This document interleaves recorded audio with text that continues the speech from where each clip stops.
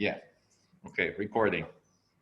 So, hello Great. everybody, and welcome to our next episode of 5 and 5, where we ask different partners from all over the world 5 questions in 5 minutes about happiness at work. And today, I have the honors of joining Martin from Argentina. Hello, Martin. Hello, Oren. Thank you very much for your invitation. Thank you for being here with us. So, please, Martin, introduce yourself. Well, my name is Martin Leroy. I am a Chief Happiness Officer certified by Woohoo! And that's the reason why we met with Oren.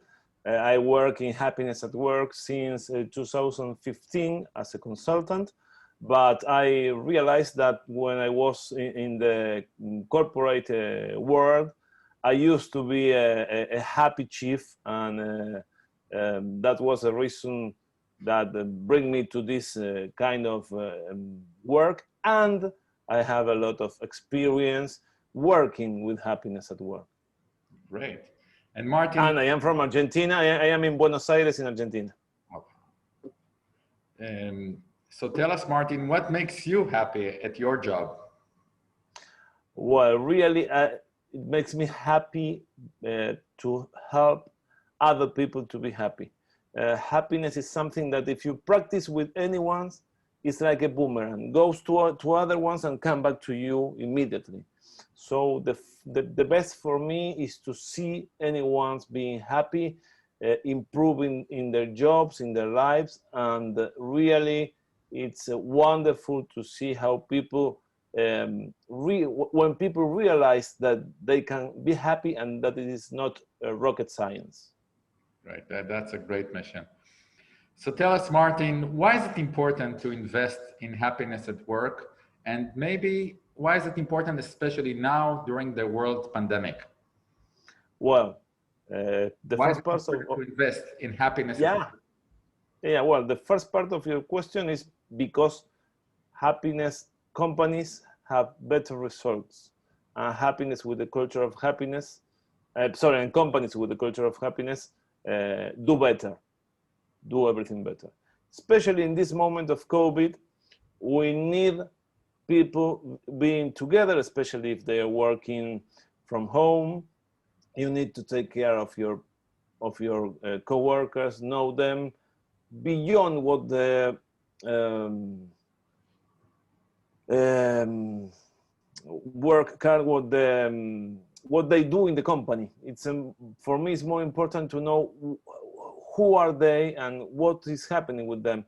You can't treat in the same way now that we are working from home here in Argentina. We are in a situation similar to Israel. And it's not the same if you're working, if you're having a co-worker who lives alone without kids, without anything, to another who has 2 kids of 6 months of age, and they need to be care and need some special cares, different than if you are alone. So you need to understand the time and the situation of everyone. There is people who is not afraid about getting coronavirus, and there is people who is terrified about getting coronavirus. And you as a leader need to pay attention to this.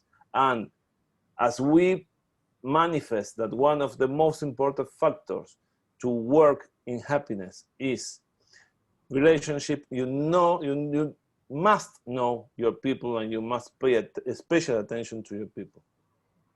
I couldn't agree more. So where should we start? If I'm an unhappy employee now, or a manager that want to implement happiness at work, where should I start? What's the first step? Well, you did the first step because you are a happy manager or you're a happy co-worker. If you are interested in happiness, you have the most important part of for me, the most important part of the path done. Because it's very hard to sell happiness. I remember sometimes someone asked me, what can I do if my organization doesn't want to be happy? And I said, let him or let her. Him or her is going to leave the company, because at the end of the time, they're going to think that all of you, the happy one, are crazy. But really now, answering your question, I think that you need to spread the good news of happiness to to the rest of the company, show them how happiness impacts in your life, not only in your work, in your life too, and show them how they can feel better, be better, and do better in a culture of happiness at work. But I will ask how, because give me How? the micro step. Well, Yeah. I think that it works by the example. I think that if you are happy at work, you have to start doing things happy at work. You have to work with your coworkers, for instance, giving praise and recognition, giving positive feedback. Here in Argentina, I said that we are world champions of negative feedback. Oh, everything that is wrong, we can tell you in 5 seconds. But it's too hard to say when you're going to do things right. People don't give positive feedback, and in some cases, especially here, we have a lot of micromanagement in small companies.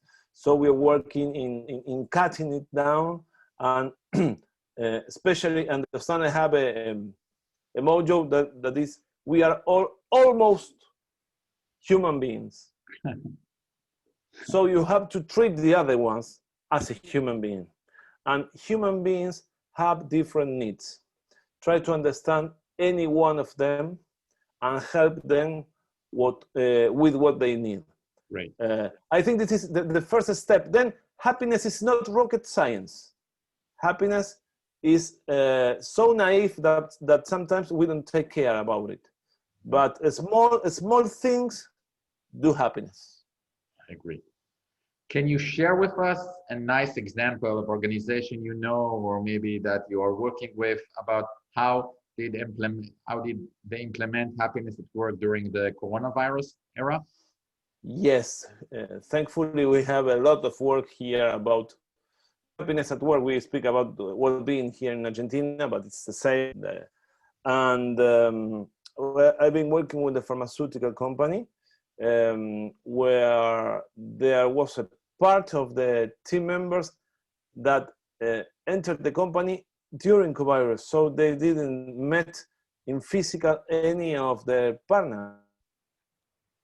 And besides that, they were very worried about the possibility of contagious. They work in some dangerous environment, and we work with them and with the leaders, speaking about what do you need to feel comfortable, what do you need to feel confident, what do you need to do your job better. And we did a one-to-one, not session, but yes, a one-to-one questionnaire, so you can understand what is happening on each one.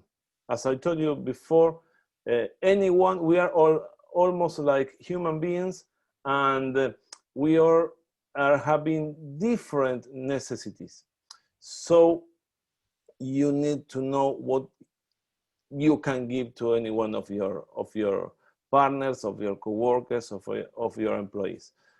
In this situation, we make some workshops about how to lead in COVID and how to take care of your staff.